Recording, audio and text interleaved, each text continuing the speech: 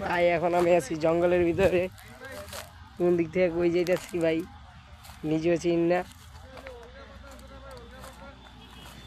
জঙ্গলের ভিতরে এসে বসছি, এখানে চারোদিকে জঙ্গল আর জঙ্গল, কোনো দিকে রাস্তা খুঁজে পেতেছি না ভাই।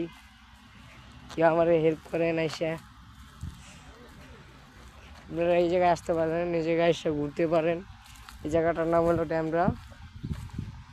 ড্যামরা চৌরাস্তা বললেই সবাই চিনে দেবে। চারোদিকে জঙ্গল আর জঙ্গল দেখেন।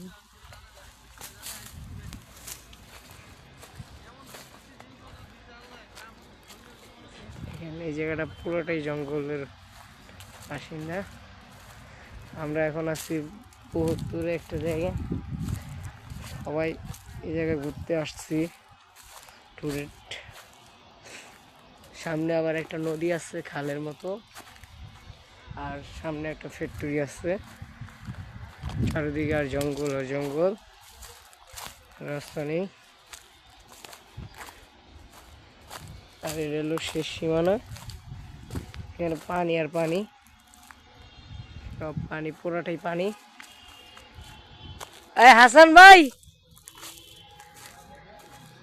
এখন আমি যাব আমার ফ্রেন্ডদের সাথে দেখা করতে, আপনাদের সাথে দেখা করাবো, আসেন আমার সাথে।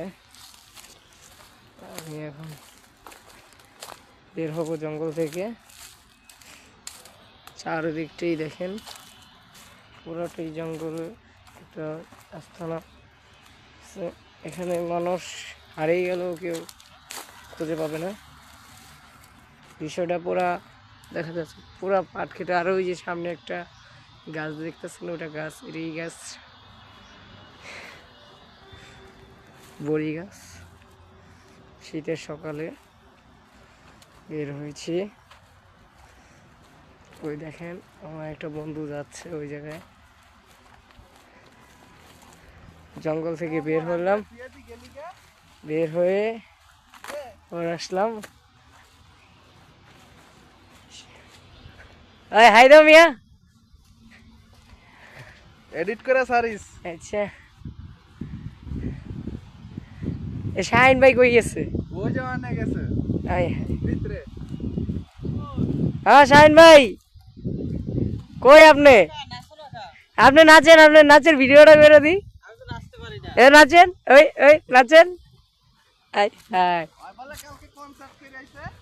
হ্যাঁ কালকে কনসার্টে গেছিলাম মিয়া, বিশাল বড় কনসার্ট ছিল।